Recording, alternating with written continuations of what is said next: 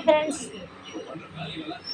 வந்து இன்றைக்கி 23 நாள் ஆகுது என் காலில் வெந்நீர் கொட்டி தீக்காயம் பட்டு. என் சேனலில் ஏற்கனவே அந்த புண்ணும் கொப்பளம் எல்லாம் போட்டிருந்தேன். என்னை வந்து நிறையா பேர் பயமுறுத்திட்டாங்க. ஏன்னா முழு காலும் வந்து கொப்பளம் போட்டு வெந்து போச்சா, அதனால் வந்து சில பேர் சொன்னாங்க இது பிளாஸ்டிக் சர்ஜரி பண்ண வேண்டி வரும்னு சொன்னாங்க. எங்கள் வீட்டுக்கு நேர் எதிர் விட ஒரு மல்டி ஸ்பெஷாலிட்டி ஹாஸ்பிட்டல் தான், டாக்டர் எழில் சிலம்புச்செல்வன். சரி, நான் ஃபஸ்ட்டு ஒரு 2 நாள் நான் வந்து ஹாஸ்பிட்டல் போகல. தேங்காய் எண்ணெய் மட்டும் போட்டுக்கிட்டு எரியுதுன்ட்டு தேங்காய் எண்ணெய் தான் போட்டுக்கிட்டு இருந்தேன். அப்புறம் கொப்பளம் உடஞ்சதுக்கப்புறம் ஒரு நாள் வந்து நான் எங்கேயோ போகிற வேலை இருந்துச்சு ஒரு டென்ஷனில். அப்போ வந்து காலை கொஞ்சம் கோணி சாய்ச்சி வச்சதுனால அந்த கணுவு கால் வந்து ரொம்ப வீங்கி போய் வலிச்சுது. அந்த வலிக்கு தான் நான் ஊசி போட ஹாஸ்பிட்டல் போனேன். அப்புறம் அவங்க கொஞ்சம் பயமுடுத்தினாங்க, எம்மா இப்போ காயம் பெருசாக இருக்குமா, கால்கள் வெட்டி எடுக்க வேண்டி வந்துடும், இன்ஃபெக்ஷன் அதிகமாகிடும்னு சொன்னாங்க. இல்லை சார் நான் பார்த்துக்கிறேன், ட்ரெஸ்ஸிங் பண்ணணும்னு சொன்னாங்க. இல்லை சார் நான் ட்ரெஸ்ஸிங்லாம் நான் பண்ணிக்க மாட்டேன், வந்து ஏன்னா வந்து அது வந்து எரியும் சார், அதனால் வந்து நான் பண்ணிக்க மாட்டேன், நானே வந்து ட்ரெஸ்ஸிங் பண்ணிக்கிறேன் சார், நான் பண்ணிக்கிட்டு தான் இருக்கிறேன் அப்படின்னு நான் சொன்னேன். அப்புறம் நான் அப்படி சொன்னதுனால அவங்க வந்து சரிம்மா நீங்கள் பார்த்துக்கோங்க அப்படி சொன்னாங்க. அவர் வந்து சில்வர் எக்ஸில் பேர்ன் ஹீல்னு ஒரு ஆயில்மெண்ட் எழுதி கொடுத்தாரு. சில்வர் எக்ஸ் தான் நான் போடுறேன்னு சொன்னேன், அதில் பேர்ன் ஹீல்னு ஒரு ஆயில்மெண்ட்டு போடுறேன்னு சொல்லிட்டு சொன்னாங்க. அந்த ஆயில்மெண்ட்டு ஒரு 10 நாள் போட்டேங்க. இந்த 10 நாள் போட்டால் என்ன ஆகுது, அந்த ஆயில்மெண்ட் போட்டாலே என்ன செய்யுது, அந்த காயத்தில் வந்து ஒரு 1 ஹவர் கழித்து இந்த ஏடாக வந்து கட்டிக்கிட்டு அது வந்து என்ன செய்யுது, காட்டனால் தொடச்சி விட்டோம்னா ரொம்ப ஆழமாக போகுது காயம். சரின்னு சொல்லிட்டு அதை ஒரு வேளை மட்டும் போட்டுக்கிட்டு தேங்காய் எண்ணெய் தான் தொடர்ந்து போட்டு வந்தேன். அப்புறம் அதில் ஒரு நாள் கூட இந்த பால் தண்ணிலாம் வடியாது எனக்கு பொதுவாக, ஏன்னா சுகர் வந்து எனக்கு லெவல் கரெக்டாக இருக்குது, எதிர்ப்பு சக்தி கூட இருந்துச்சு. அதனால் வந்து நான் வந்து எப்பயுமே எனக்கு அடிப்படாது, அடிப்பட்டாலும் 1 நாள் 2 நாள் ஆகிடும். இந்த காயம் தான் என் வாழ்நாளில் 20 நாளைய காயம். சரிங்களா?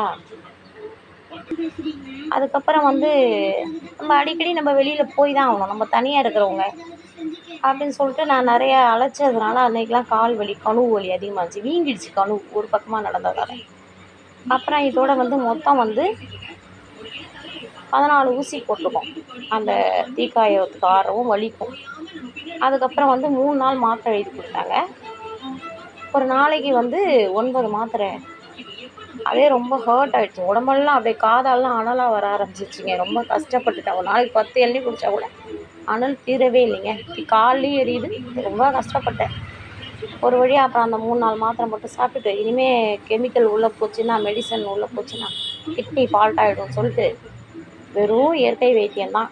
மண்ணெண்ணெய் தேங்காய் எண்ணெய், மண்ணெண்ணெய் தேங்காய் எண்ணெய், 2 வேளை மண்ணெண்ணெய் போட்டால் 4 வேளை தேங்காய் எண்ணெய் போட்டு ஈரம் காயாமல், அந்த தேங்காய் எண்ணெயோட ஈரம் காயாமல் தண்ணி படாமல் இருக்குங்க. இந்த 23 நாள் அந்த காலில் தண்ணி படலை, அது ஒன்று தான் ப்ளஸ் பாயிண்ட். சுகர் நார்மல், எதுக்கும் நம்ம செக் பண்ணிக்குவோம், டாக்டர் சொல்லலை. ஏன்னா என்னை பற்றி பெரும்பாலும் எல்லா மருத்துவர்கள் நான் போனேன்னா என்னை நம்புவாங்க, டாக்டர் சொல்லலை. இருந்தாலும் நான் நேற்று போய் நான் செக் பண்ணி பார்த்துக்கிட்டேன். ஒரு வாரமாக கொஞ்சம் சரியாக சாப்பிடல, 10 நாள் 20 நாளாகவேன்னு சொல்லிட்டு சுகர் வந்து பார்டரில் இருக்குது, 120 இருக்குது. எதிர்ப்பு சக்தி வந்து 4.88 லட்சத்தில் இருக்குது.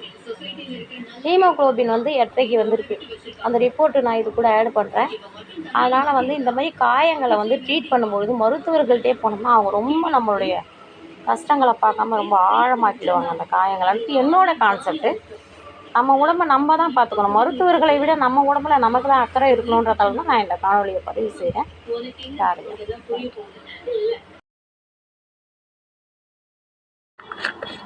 பாருங்கள், ஆறுன காயத்தில் சீமெண்ணெய் போடுறேன். 2 சொட்டு 3 சொட்டு போடுவேன்.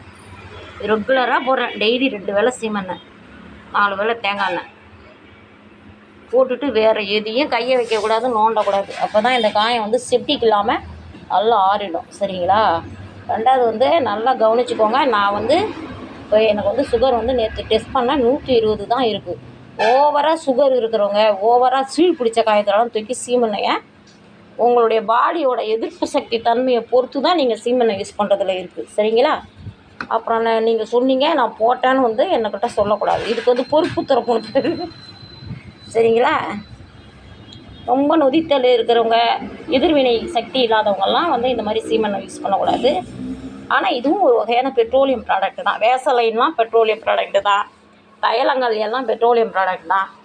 கற்பூரம் பெட்ரோலியம் ப்ராடக்ட் தான். அதனால் இது விஷம்னு நான் சொல்ல மாட்டேன்.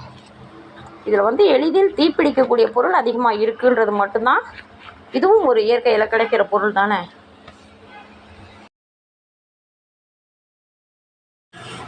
இப்போ பார்த்தீங்களா ஃப்ரெண்ட்ஸ், இப்போ வந்து இந்த இடம்லாம் முரடு கட்டி இருந்ததுன்னு காட்டினேன் பார்த்தீங்களா, பீங்கான் மாதிரி. அந்த மாதிரி முரடு கட்டினதெல்லாம் நைட்டு ஃபுல்லாக என்ன செய்யணும், ஒரு 4-5 டைமு, ஒரு டைம் மண்ணெண்ணெய் வச்சேன். அப்புறம் 2-3 டைமும் தேங்காய் எண்ணெய் வச்சேன் ஃப்ரெண்ட்ஸ். வரன்னு இழுக்குது இல்லையா, அதே பாருங்க இந்த இடம்லாம் கூட உரிச்சுட்டு பாருங்க.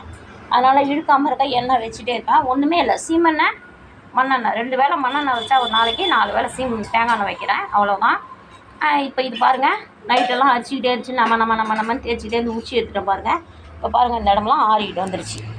பொதுவாக காயம் முரடு கட்டிச்சுன்னு சொல்லி ஃபீல் பண்ணக்கூடாது. முரடு கட்டினா ஆறுறதுக்குரிய அறிகுறி. இதை பாருங்கள், இதை போல் உரிச்சிட்டு வந்துச்சு. இன்னும் இந்த இவ்வளோண்டு தான் ஃப்ரெண்ட்ஸ்.